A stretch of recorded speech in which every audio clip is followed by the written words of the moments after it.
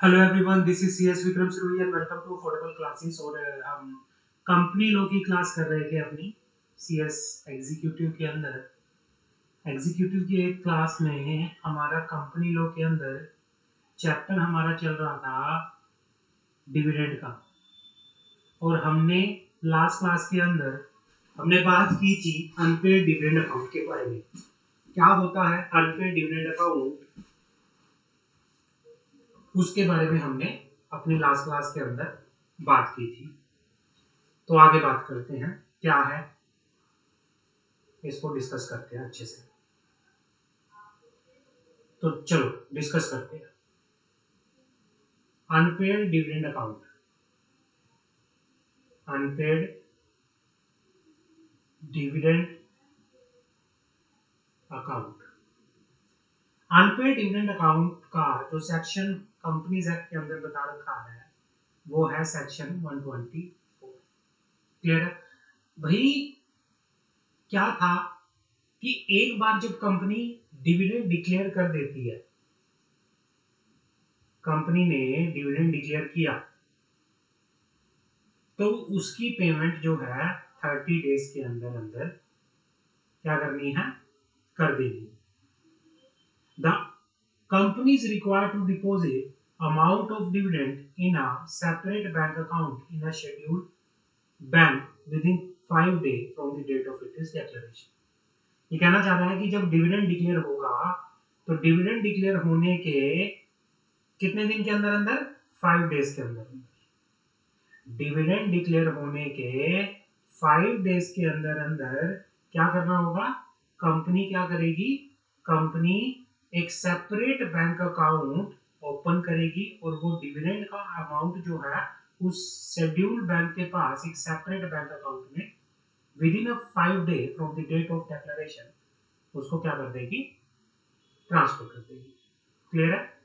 In case dividend has been declared by company but has not been paid or claimed by shareholder entitled to the payment of dividend within 30 days from the date of declaration, अगर ये 30 दिन के अंदर अंदर from the date of declaration company ने इस dividend को अगर पे नहीं किया, है ना, या तो कंपनी ने पे नहीं किया या किसी ने क्लेम डिविडेंड नहीं किया, तो उस सिचुएशन में क्या होगा, उस सिचुएशन में फिर क्या होगा, उस सिचुएशन के अंदर 7 दिन के अंदर अंदर from the expiry of 30 day, 7 दिन के अंदर अंदर कंपनी को वो unpaid unclaim amount unpaid dividend account के अंदर ट्रांसफर कंपनी को करना होगा।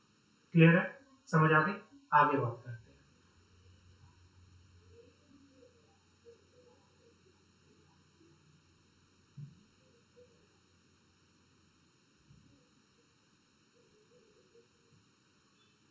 हाँ,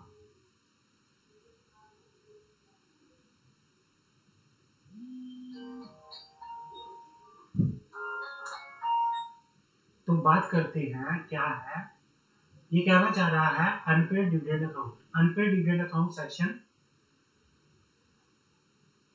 अनपेड डिविडेंड अकाउंट जो है वो बात करता है section 124।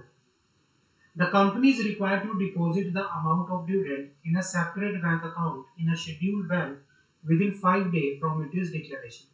In case dividend has been declared by company but not been paid or claimed by shareholder entitled to the payment of dividend within 30 days from the date of declaration, तो क्या होगा, company क्या करेगी, within 7 day from the date of it is expiry of 30 day, company उस पैसे को कहाँ transfer कर देगी, उस पैसे को कंपनी अनपेड डिविडेंड अकाउंट के अंदर ट्रांसफर कर देगी। यहाँ पे लिखा हुआ है अनपेड डिविडेंड अकाउंट के अंदर उसको ट्रांसफर कर दिया जाएगा। The company shell with in a period of 90 day, ये क्या करेगी कंपनी, कंपनी क्या करेगी, within a period of 90 day of making any transfer of amount to unpaid dividend account, prepare a statement containing the name, their last known address, unpaid dividend to the unpaid dividend to be paid to each person and place it on the website of the company if any, and also on any other website approved by the central government for this purpose in such form, in such manner, and other particular has to be prescribed. ये कहना चाह रहा है कि company पहले तो क्या होगा, कंपनी को 7 days from the expiry of 30 days जो अनपेड अनक्लेम डिविडेंड है उसको क्या करना है, उसको अनपेड डिविडेंड अकाउंट के अंदर ट्रांसफर करना है, ठीक है ना। और जैसे ही अनपेड डिविडेंड अकाउंट के अंदर अमाउंट ट्रांसफर हुआ, ठीक है ना, अमाउंट ट्रांसफर होने के विद इन 90 डेज के अंदर अंदर कंपनी क्या करेगी,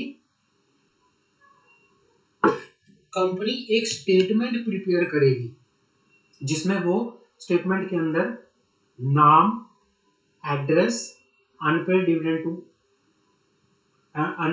to be paid to each person and the place it, and उस स्टेटमेंट को, मतलब स्टेटमेंट क्या होगी, कौन सी स्टेटमेंट प्रिपेयर करेगी, स्टेटमेंट के अंदर कंपनी क्या करेगी, कंपनी स्टेटमेंट के अंदर नाम देगी, नेम, और क्या देगी, एड्रेस, और क्या देगी, अनपेड डिविडेंड अमाउंट, और क्या देगी, अनपेड डिविडेंड अमाउंट, और अनपेड डिविडेंड अमाउंट देगी कि भाई कितना हर एक डिविडेंड जो पर्सन को अनपेड है उसकी पूरी की पूरी स्टेटमेंट बनाएगी, और उस स्टेटमेंट को कंपनी क्या करेगी, वेबसाइट के ऊपर, अपनी कंपनी की वेबसाइट के ऊपर प्लेस करेगी, and also on the any other website approved by the central government for this purpose in such form, in such manner as will be prescribed. आगे आते हैं, section 124 subsection 5 prescribe that any money transferred to unpaid dividend account of a company in pursuance of this section, ये कहना चाह रहा है section 124 subsection 5, section 124 subsection 5 कहता है कि that any money transfer to unpaid dividend account of a company in pursuance of this section which remain unpaid और unclaim for a period of 7 years from the date of such transfer shall be transferred by the company along with interest accrued if any thereon to the investor education and protection fund. ये कहना चाह रहा है यहाँ पे कि भाई पहले क्या होगा, अब कहानी सुनो, सबसे पहले डिविडेंड डिक्लेयर होता है, डिविडेंड डिक्लेयर होता है, डिविडेंड डिक्लेयर होने के 5 दिन के अंदर अंदर कंपनी को ये अमाउंट एक सेपरेट बैंक अकाउंट के अंदर ट्रांसफर करना होता है शेड्यूल कमर्शियल बैंक में, ठीक है ना। उसके बाद अगर 30 दिन तक from the date of declaration, अगर 30 दिन तक कंपनी ने नो डिविडेंड पेड, कोई डिविडेंड पे नहीं किया, या फिर किसी पर्सन ने डिविडेंड क्लेम नहीं किया, तो क्या होगा, उस सिचुएशन में क्या होगा, उस सिचुएशन के अंदर within 7 days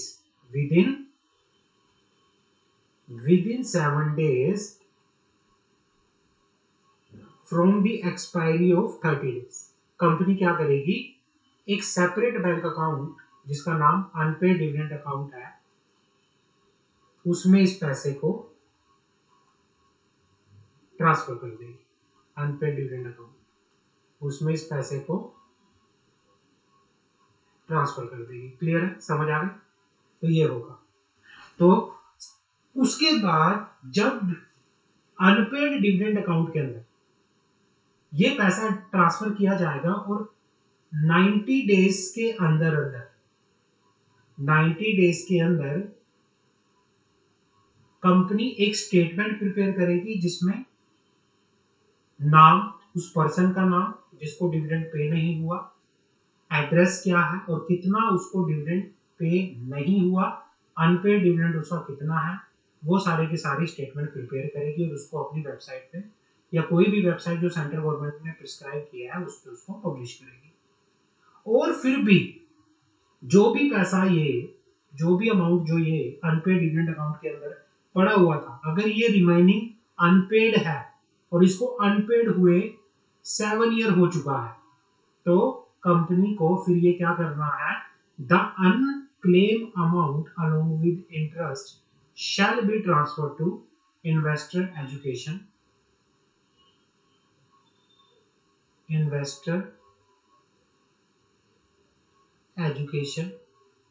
प्रोटेक्शन फंड। तो ये क्या होगा, इन्वेस्टर एजुकेशन प्रोटेक्शन फंड में ट्रांसफर हो जाएगा। आगे बात करते हैं।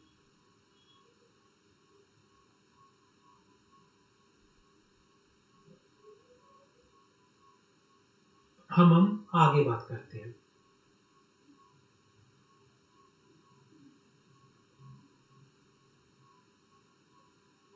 अब इन्वेस्टर एजुकेशन प्रोटेक्शन फंड क्या होता है? Investor education and protection fund क्या होता है?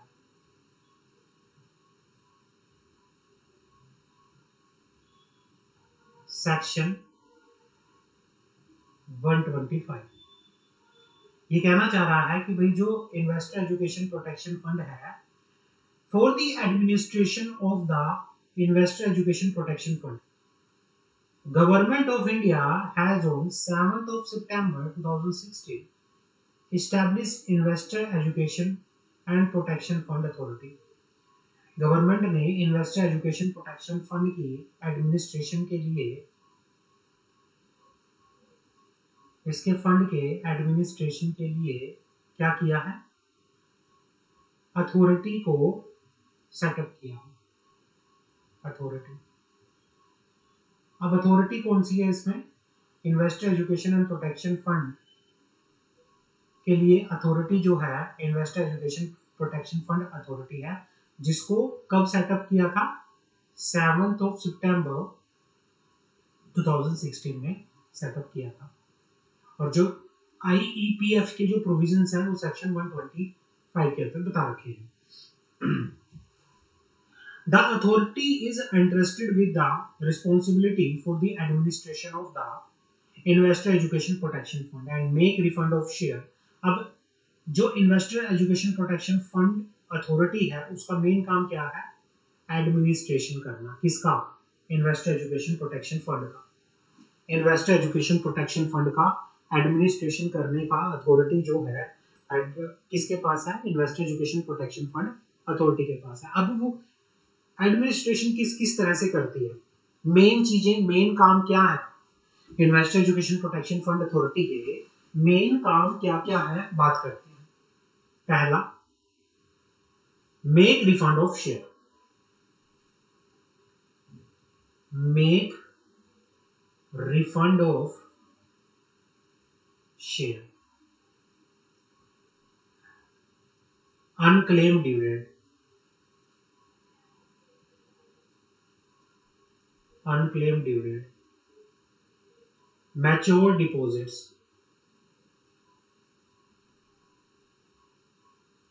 mature deposit, etc. to investor and to promote awareness among the investor. Section 125 subsection 2 of the Companies Act 2013 prescribe the following amount shall be credited to the fund। अब कौन कौन सा amount है जो investor education protection fund में transfer हो जाएगा, the following amount shall be credited to the fund।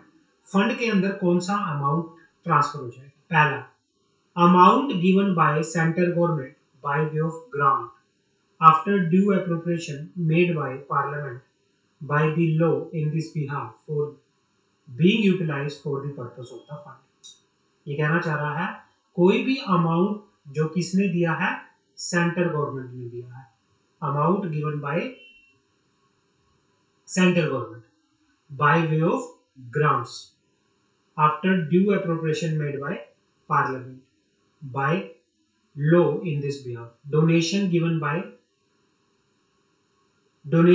to the fund by the central government, state government, company or any other institution institution for the purpose of the fund. पहला क्या है, कौन कौन सा amount जो है जो fund में क्रेडिट होगा, फंड का मतलब यहाँ पे इन्वेस्टर एजुकेशन प्रोटेक्शन फंड से है।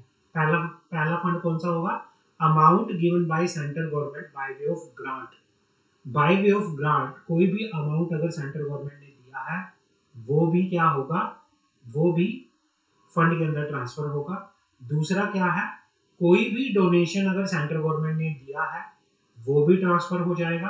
Amount in the unpaid dividend account, अगर अनपेड डिविडेंड अकाउंट के अंदर कोई भी अमाउंट जो अनपेड है और या अनक्लेम है, उस अनपेड अनक्लेम डिविडेंड को अनपेड डिविडेंड अकाउंट के अंदर 7 साल या उससे ज्यादा हो चुका है तो वो अमाउंट भी फंड के अंदर ट्रांसफर हो जाएगा। Amount in the general reserve, general revenue account, amount in the general revenue account of the central government which has been transferred to the account under subsection 5 of section 205 of the Companies Act 1956 as it stood immediately before the commencement of the Company Amendment Act and the remaining unpaid and unclaimed on the commencement। जो ये amount बता रखा है वो भी amount laying in the Investor Education Protection Fund under section 205C of the Companies Act 1956,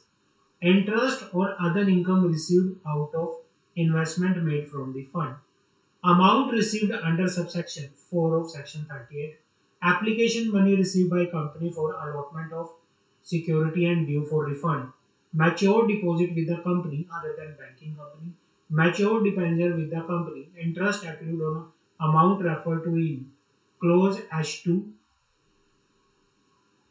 J, अगर इनमें कोई इंटरेस्ट भी है वो भी।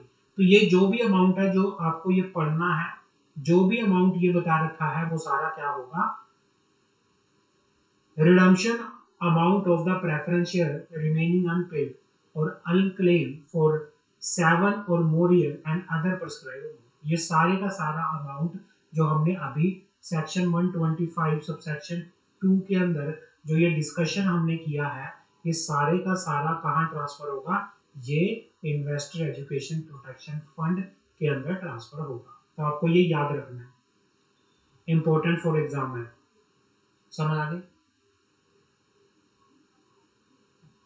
अब बात करते हैं एज पर rule 3 of the investor education protection fund authority और accounting audit transfer and refund rule 2016।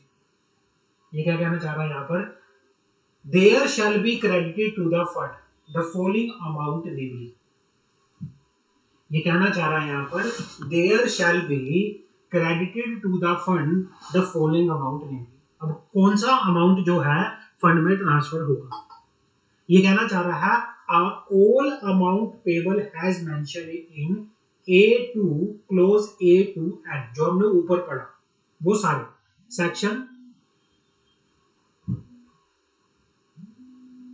ये कहना चाह रहा है कि सेक्शन 125 सबसेक्शन 2 क्लोज ए से लेके एन तक, ठीक है ना। All amount payable has mention in clause A to N of subsection 2 of section 125 of the companies act 2013, ये अमाउंट जो है it will be transfer to the investor education protection fund. All share in accordance with the section 124 subsection 6, जितने भी shares हैं वो भी transfer होंगे। All the resultant benefit arise out of the share held by, ये कौन से share की बात कर रहा है, यहां पर किस शेयर की बात कर रहा है, ये उन शेयर की बात कर रहा है, ये उन शेयर्स की बात कर रहा है जिन पर डिविडेंड पे नहीं किया गया। ये उन शेयर्स की बात कर रहा है जिन पर कंपनी ने अभी डिविडेंड, तो उनसे रिलेटेड शेयर को भी इन्वेस्टर एजुकेशन प्रोटेक्शन फंड में ट्रांसफर कर दिया जाएगा।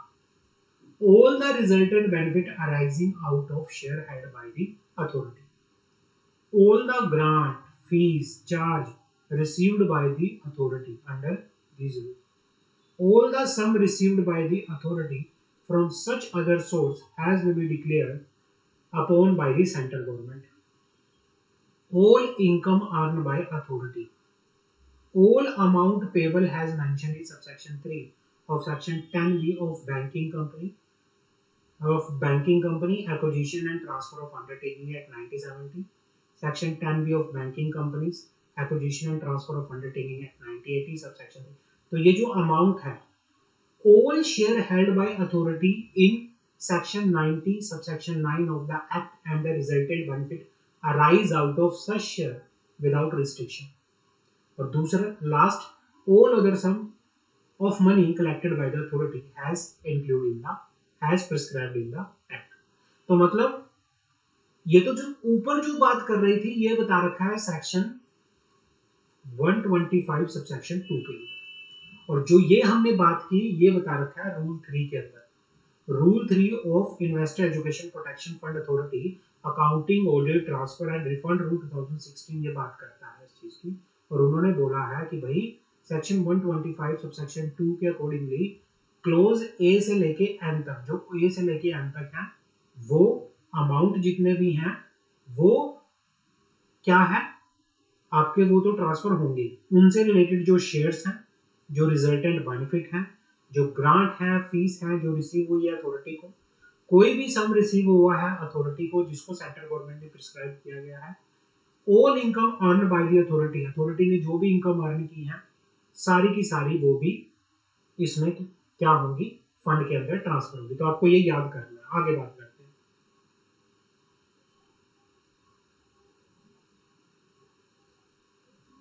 Provided that no such amount referred to in clause H to J shall form part of fund unless the amount has been remained unclaimed or unpaid for a period of 7 years from the date it become due for payment.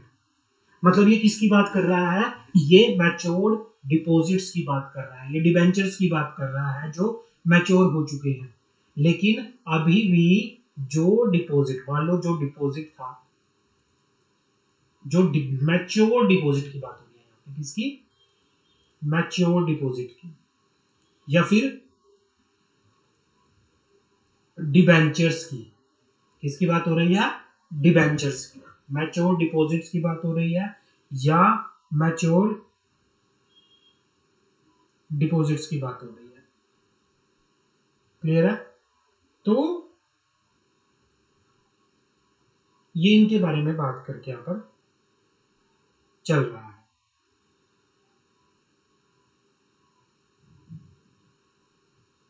आगे बात करते हैं।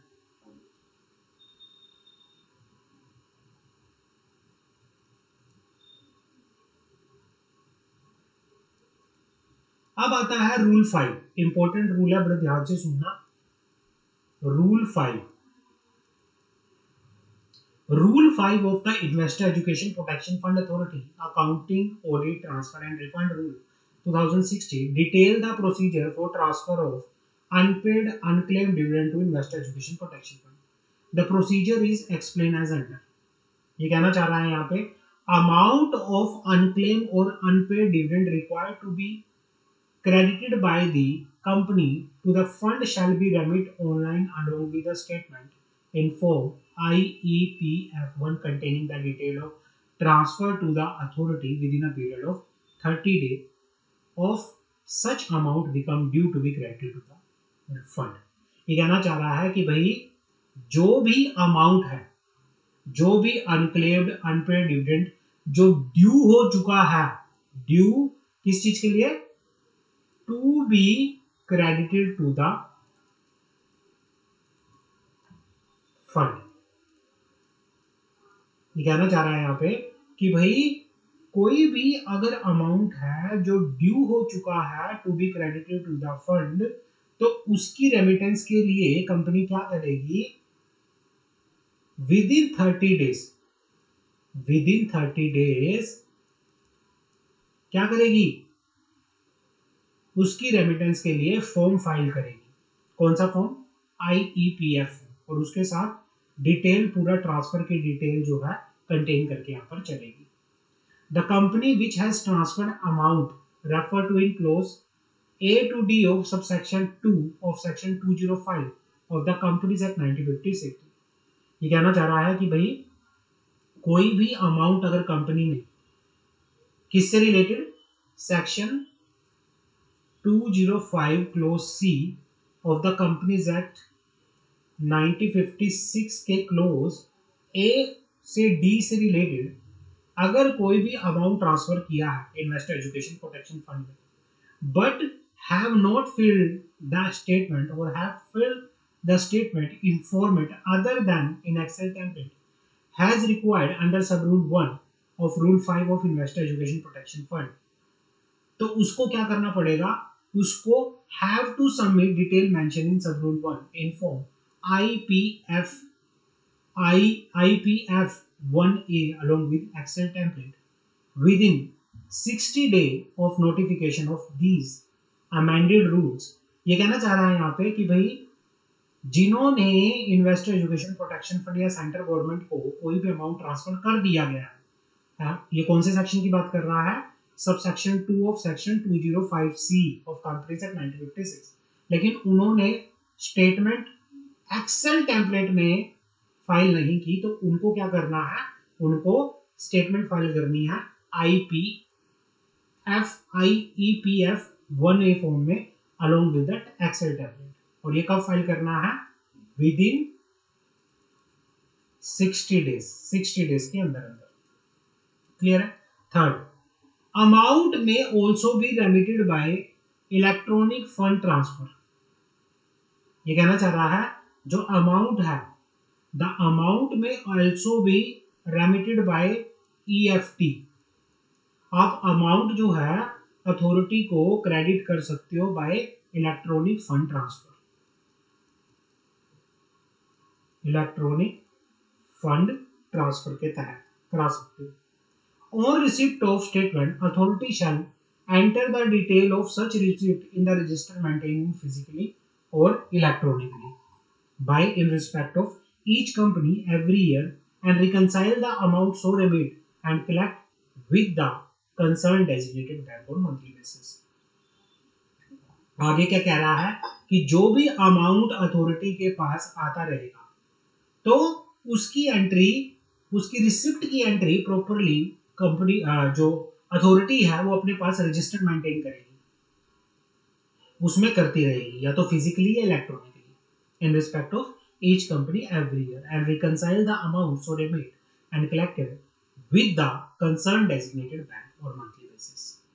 Each designated bank shall furnish an abstract of such report, such receipt during the month to the authority within 7 days after the close of every month.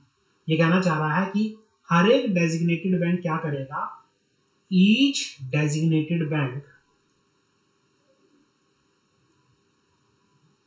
ये कहना चाह रहा है कि भाई डेजिग्नेटेड बैंक अथॉरिटी को मंथली बेसिस पे जो भी रिसिप्ट होंगी उनकी एब्स्ट्रैक्ट क्या करता रहेगा, फर्निश करता रहेगा, सेंड करता रहेगा, और ये कितने दिन के अंदर करना है, within 7 days after the closure of every month. The company shall maintain record filled under sub rule 5(1) as above in the same format along with all supporting document, and the authority shall have the power to inspect the record। Company proper record maintain करेगी जो बताया गया है, और authority के पास power है उनको inspection करने की। क्लियर है। आगे बात करते हैं।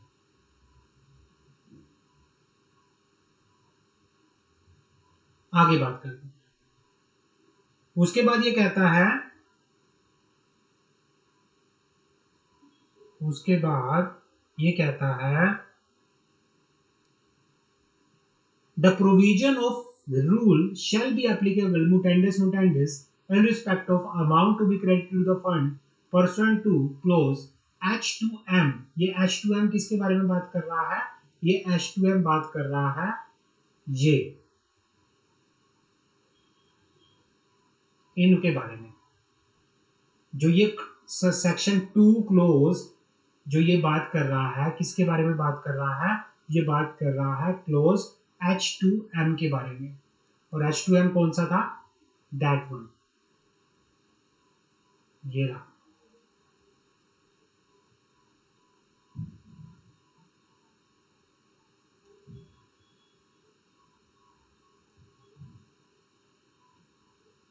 यहां से तो इस पे भी same to same provision applicable हो गया पर चलेंगे। क्लियर है? आगे बात करते हैं। ये इतना इंपॉर्टेंट नहीं है तो जो इंपॉर्टेंट है वही करेंगे। ये वाला पोर्शन,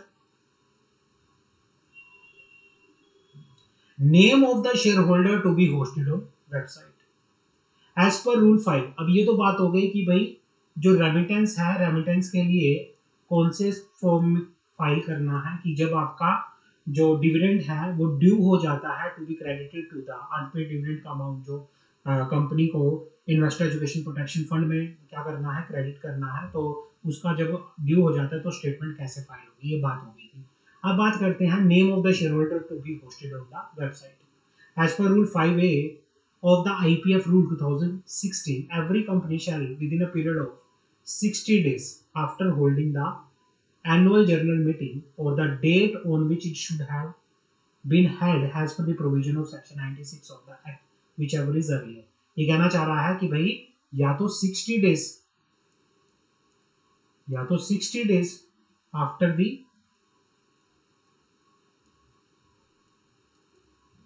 होल्डिंग ऑफ AGM, या तो 60 day after the holding of AGM, या तो वो, या फिर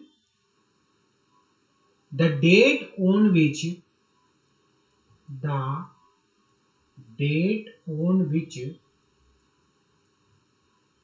it should have been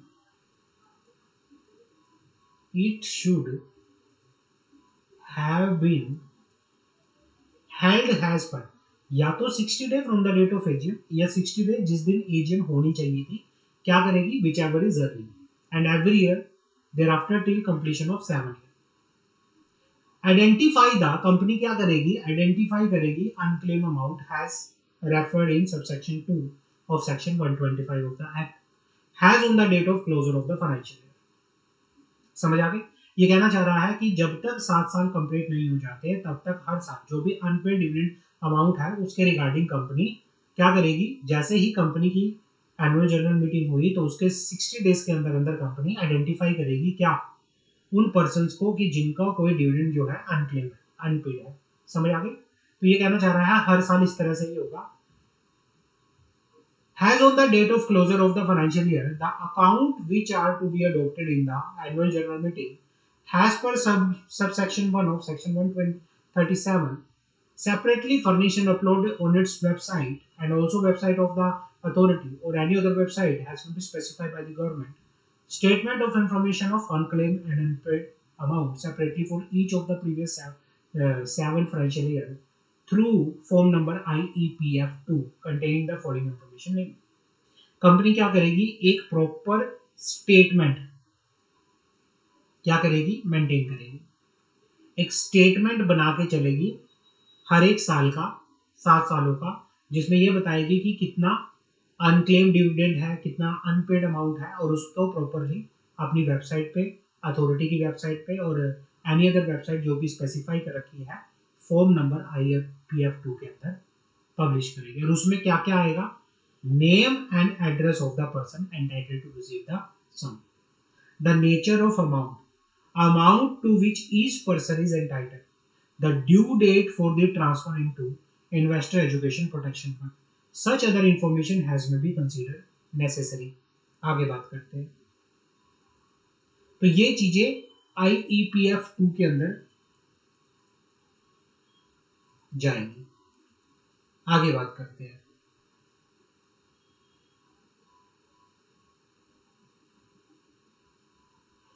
Section 124 subsection 6 also prescribe that all the share in respect of which dividend has not been paid or claimed for 7 consecutive years or more shall be transferred by company in the name of investor. ये हमने already पढ़ लिया है, समझ आ गई. Any claimant of share transfer above shall entitled to, अगर कोई भी ये कहता है कि भाई जो इन्वेस्टर एजुकेशन प्रोटेक्शन फंड के अंदर हमारा जो भी अनक्लेम डिविडेंड कंपनी ने ट्रांसफर किया और बाद में कोई क्लेमेंट आ जाता है तो वो क्लेम कर सकता है, समझ आ गई. उसको क्या करना पड़ेगा, एक प्रॉपर प्रोसीजर बता रखा है जिसके हिसाब से उसको क्या करना पड़ेगा, क्लेम करना पड़ेगा. Rule 6 of the IPF rules 2016 prescribe that the share shall be credited to the demat account of the authority to be opened by the authority for the said purpose within a 30 days of such share becoming due to be transferred to the fund. In case of beneficial owner has encashed any dividend warrant or any dividend amount has been credited to the bank account of the owner of such share during the last 7 years, such share shall not be required to be transferred to the fund, even though some dividend warrant may not have been encashed. Transfer of share by the company to the fund shall be deemed to be transmission of share. कि भाई जो transfer होते हैं share, company के share जो आईईपीएफ fund के अंदर transfer होते हैं, है ना, इसको ट्रांसफर ऑफ शेयर नहीं कहते, इसको ट्रांसमिशन कहते हैं. ये ऑपरेशन ऑफ लॉ होता है, इसको क्या कहते हैं, ट्रांसमिशन. इसको ट्रांसमिशन कहते हैं. The procedure to be followed for the transmission of share shall be followed by the company while transferring the share to the fund. और उसको प्रॉपरली प्रोसीजर दे रखा है, समझ आ गए, क्लियर है. For the purpose of effecting transfer of share, the board shall authorize company secretary or any other person to sign the necessary document. Clear है. अब procedure जो है ये प्रोसीजर हमें दे रखा है किस तरह से जो शेयर है वो इन्वेस्टर एजुकेशन प्रोटेक्शन फंड के अंदर ट्रांसफर होती है. The company shall inform the, ये कहना चाह रहा है the company shell follow the following procedure while transferring the share name.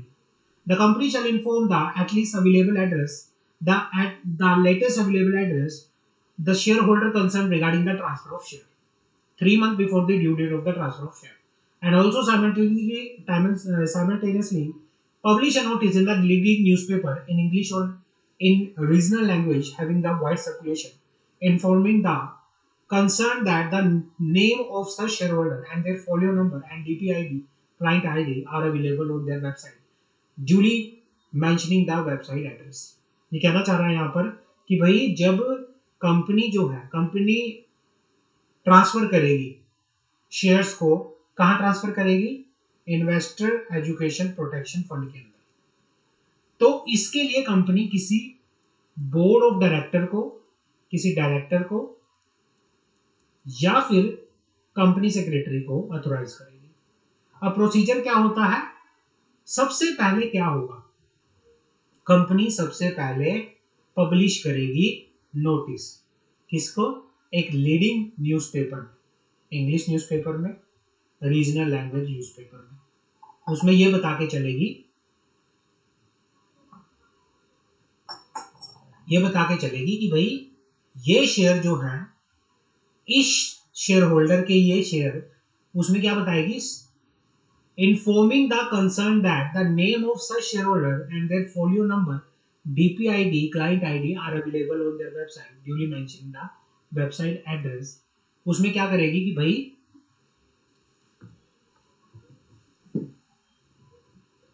कि जो शेयर है वो इन्वेस्टर एजुकेशन प्रोटेक्शन फंड में ट्रांसफर हो रहे हैं. In case where there is a specific order of the court, tribunal, statutory authority restraining any transfer of share or payment of dividend, or where shares are pledged or hypothecated under the provision of Depository Act, share already been transferred as above, the company shall not transfer the share to the fund. अगर किसी court ने या किसी NCLT ने क्या किया हुआ है, कोर्ट ने, एनसीएलटी ने कंपनी के transfer of right of share को या पेमेंट ऑफ डिविडेंड को रोका हुआ है, प्रोहिबिट किया हुआ है, रिस्ट्रेन किया हुआ है, तो इस केस में कंपनी जो है ट्रांसफर नहीं कर सकती share to the fund. Further the company shall furnish the detail of share and unpaid dividend to the authority in form IPF 3. within 30 days from the end of financial year. For the purpose of effecting the transfer where the share are dealt in the depository. अगर share depository में है तो company क्या करेगी? Company shall inform the depository by way of corporate action where the share holder have their account for the transfer in favour of the authority. और दूसरा, company क्या करेगी? डिपॉजिटरी को इन्फॉर्म करेगी कि भाई शेयर जो हैं वो क्या करने हैं? ट्रांसफर करने हैं. कहाँ पे? अथॉरिटी पे. On receipt of intimation depository shall effect the transfer of share in favour of demat account of the authority. ये इस तरह से होगा. For the purpose of effecting the transfer of share held in physical form. Physical form में क्या होगा? Company secretary या other person authorised by the board shall make application on the behalf of the concerned shareholder to the company for issue of new share certificate. On receipt of the application under clause A, new share certificate for each shareholder shall be issued and it shall be stated on the face of the certificate that issue in lieu of share certificate number for the purpose of transfer to IEPF and the same be recorded in the register maintained for the purpose. Particular of every share certificate shall be in form SH1 में होने चाहिए. ये आपको याद करना है. That's ये जो है ये इंपॉर्टेंट नहीं है एग्जाम के लिए इतना, तो आप इसको काट भी सकते हो. That's not much important for exam. आप इसको काट दो. और आगे का ये जितना भी है ये इंपॉर्टेंट नहीं है, आप इसको काट दो. ये एग्जाम के लिए इंपॉर्टेंट नहीं है. ये पोर्शन एग्जाम के लिए इंपॉर्टेंट नहीं है. जो भी investor education protection fund section 125 तक हमने पढ़ा वही इंपॉर्टेंट था. That's are not important for exam. ये जनरल नॉलेज के लिए है. तो इसके आगे का जो ये जितना भी पोर्शन है बच्चों ये एग्जाम के लिए इंपॉर्टेंट नहीं है. ये इंपॉर्टेंट है, आप इसको प्लीज पढ़ लेना. वेरियस फॉर्मूला आईपीएफ ये इंपॉर्टेंट है, आप इसको पढ़ लेना अच्छे से. That's important. ये इंपॉर्टेंट चीज है, इसको आप पढ़ लेना. बाकी ये आप काट दो. ये कुछ भी इंपॉर्टेंट नहीं है, ये काट दो आप. ये सारा कुछ भी इंपॉर्टेंट नहीं है एग्जाम के लिए, तो आप इसको काट दो. इन्वेस्टर एजुकेशन प्रोटेक्शन फंड तक जो हमने पढ़ा वो इंपॉर्टेंट है. बाकी इसमें कुछ भी इंपॉर्टेंट नहीं है.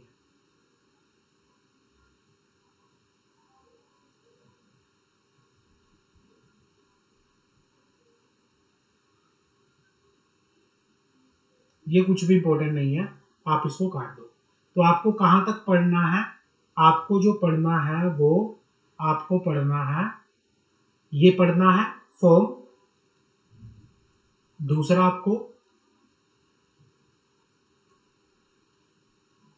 आपको पढ़ना है, ये रहने देना.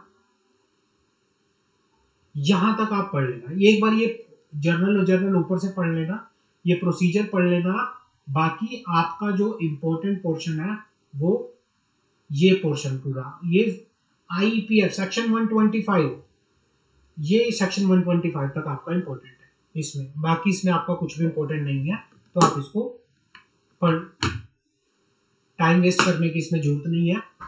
तो ये आपका चैप्टर जो डिविडेंड का है